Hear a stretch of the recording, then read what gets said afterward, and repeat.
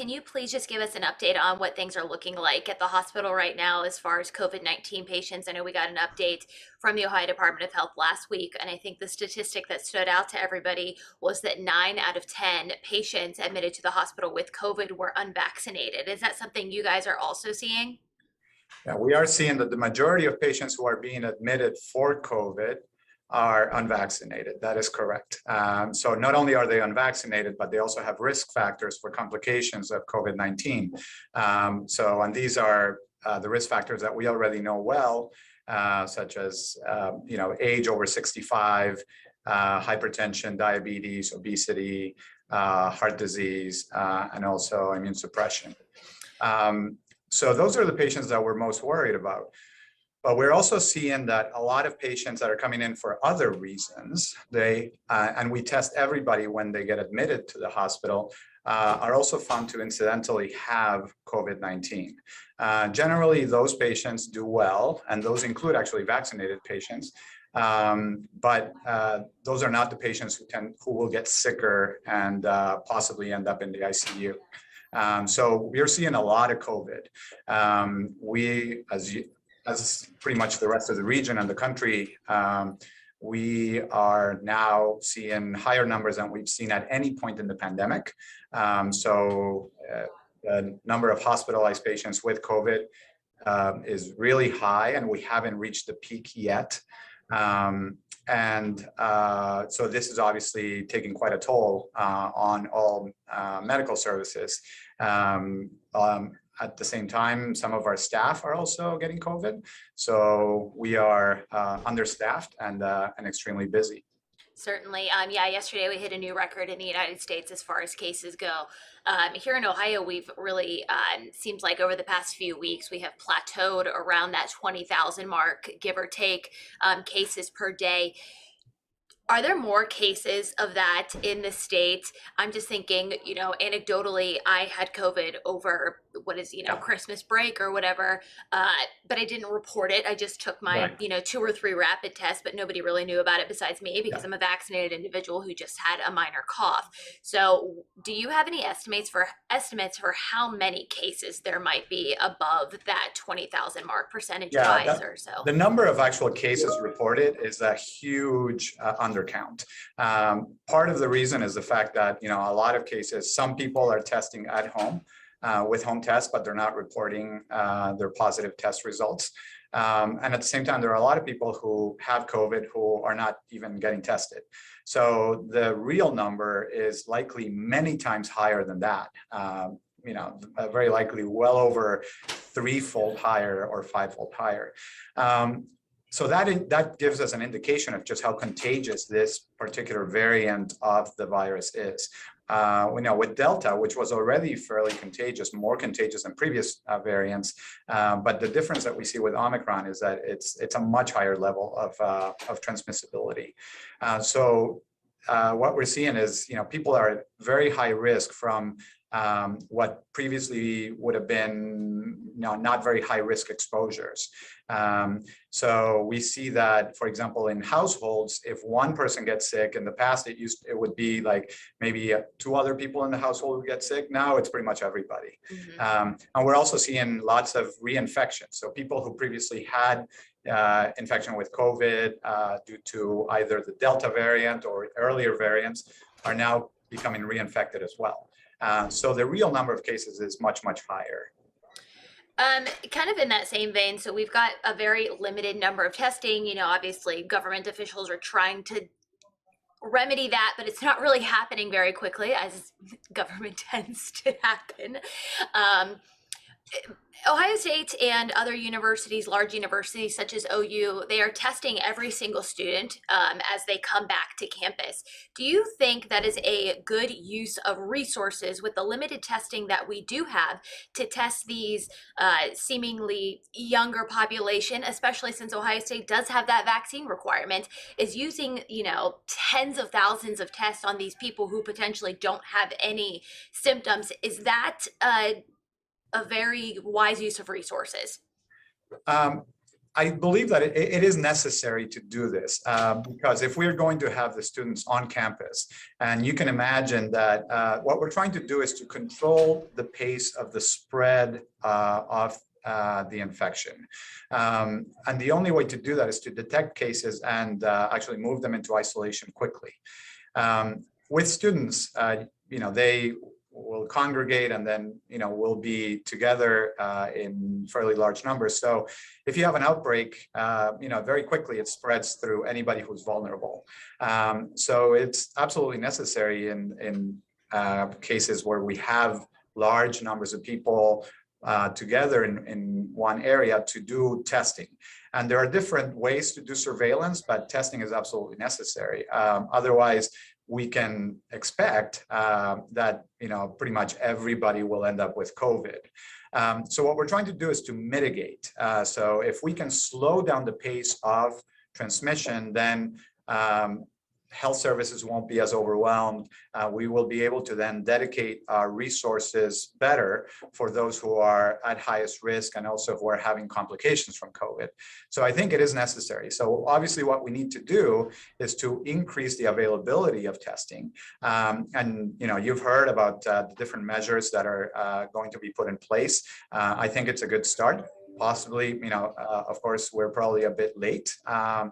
But it's absolutely necessary. So, I am very much in favor of making testing widely available, of making sure that people can have home tests available to them so that if they have any symptoms, no matter how mild, they can quickly get tested and then isolate themselves if they test positive so that they don't continue to infect others in their families or among their friends, their coworkers. And so, all of the measures that are going to be put in place are necessary. So I like the idea of being able to, get tests through a website or calling a hotline, this is supposed to come in place very soon. And then, Columbus Public Health has tried to make sure that testing is available in different venues and rec centers, libraries. So we need to continue to do that. But it's very important for the public then to recognize two things. Number one, no matter how mild the symptoms, it could be COVID. And as of now, if you have any symptoms at all, you should assume that it's COVID first until you can get tested. So once you have symptoms, then you need to really isolate from others.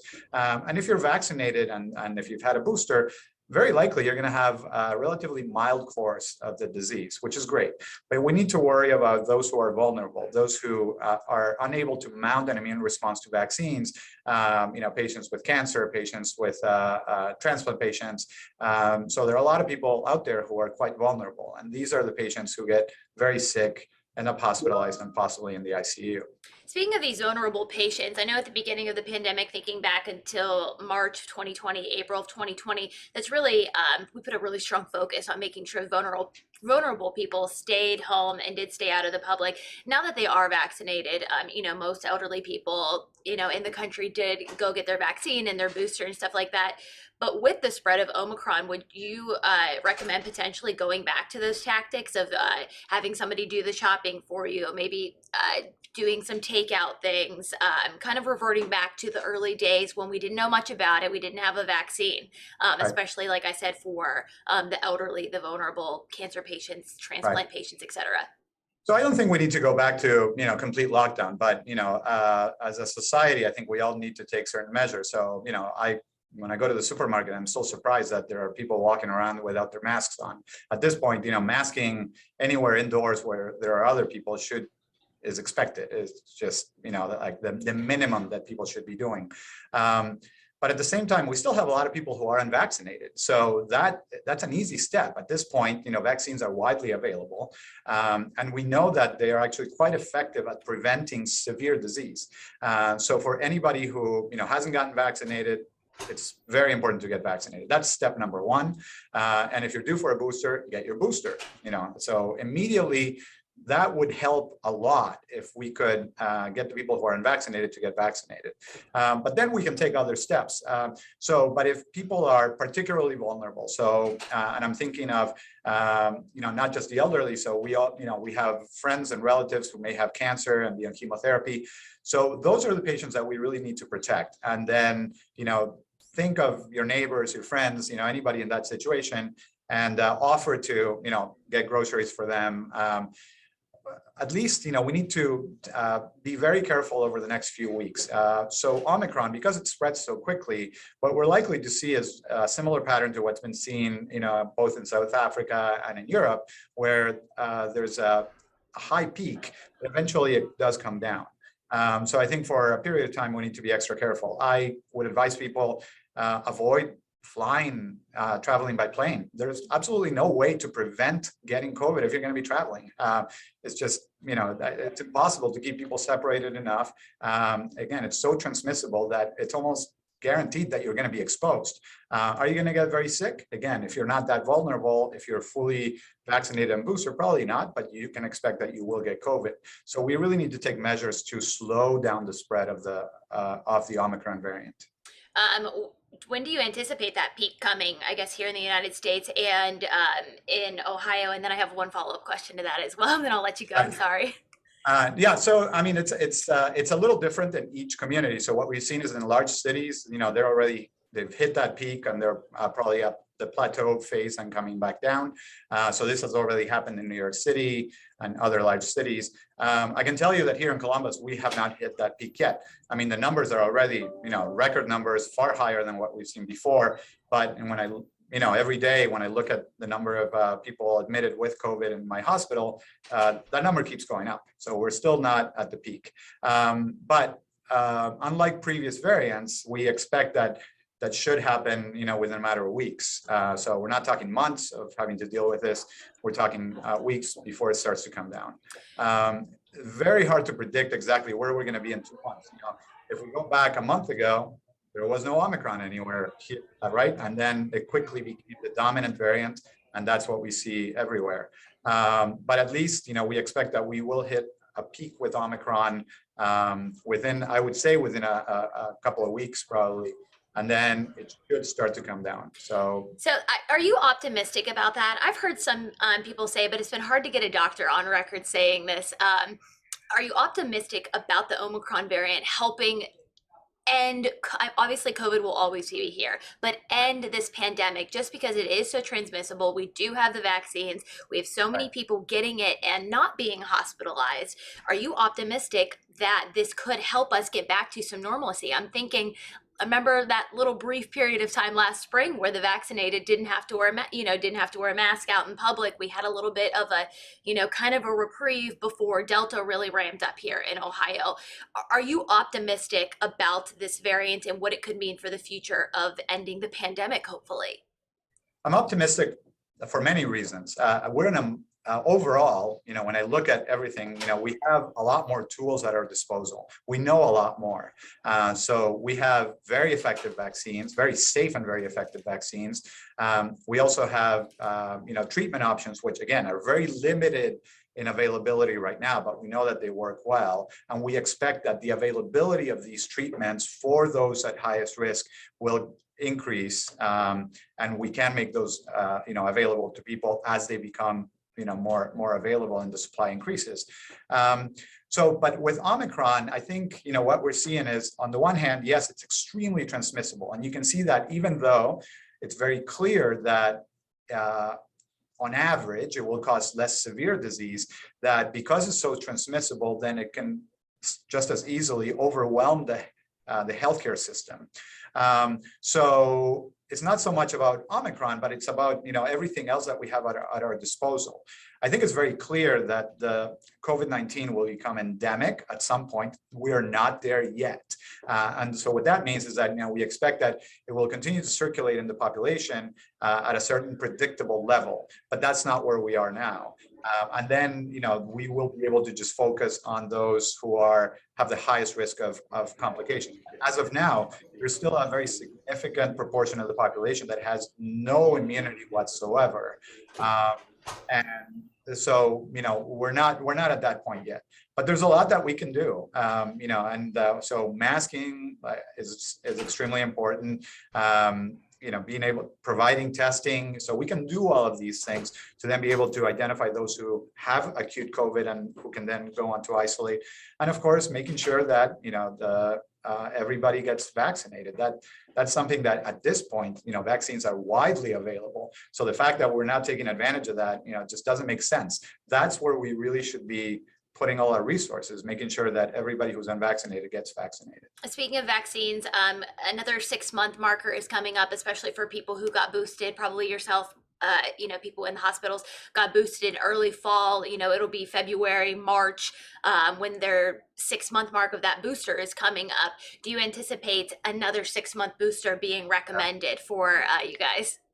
So I expect that we'll probably need at least one more booster, but what's not clear is what that's going to be at that point. Already the vaccine manufacturers, the mRNA vaccine manufacturers, are preparing the next template to actually target Omicron. And so the question is, will it target specifically Omicron or other variants? But again, I go back to my earlier point. It's very hard to predict. A month ago, there was no Omicron anywhere in the US, and here we are now with Omicron everywhere. So, where are we going to be in March? Not completely clear. Will there be another variant? Very likely, yes, we will continue to have other variants, but the level of escape of the immune response is, unclear what that would be. So I suspect that at some point, what we'll have is something similar to what we have right now with the flu vaccines, right? Where we have to then get a new vaccine every year that will target what the strains that are circulating in the population. So at some point, I expect that that's where we'll be. But I don't know if that's going to be in 6 months or in the next few months. Israel is already at the point where they are starting to give a fourth dose of the vaccine.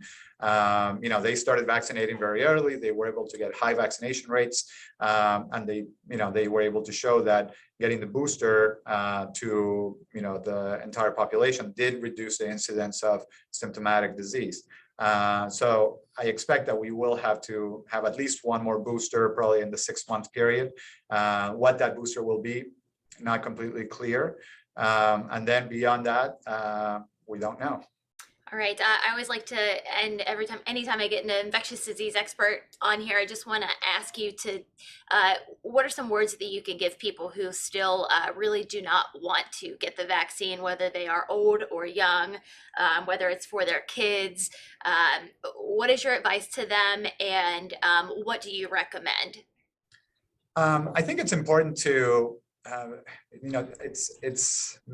it's hard for people to comprehend really how much we've learned and how much we've done. I mean, we're talking about literally hundreds of millions of doses that have been given of these vaccines. So what we know is that they are extremely safe. The rate of adverse events is so low that we're talking something in the order of, the odds of getting struck by lightning if you go out in the rain. So that's how low is, the rate of adverse events. So we know a lot about these vaccines, and we know that they're also quite effective. It's a blessing to have this available to us. And I can tell you, because I speak with colleagues from around the world, what we have available to us for free and widely available is not available in the rest of the world. So we should take full advantage of that. But if you have questions, and it's fine to have questions, then reach out to health professionals, people like me or your primary doctor, and ask your questions. Don't be ashamed of asking questions. It's important. That's how people can make decisions safely. But also think about, you're not just doing this for yourself. More than anything, it's really for those most vulnerable in our society. So we need to take care of ourselves and each other.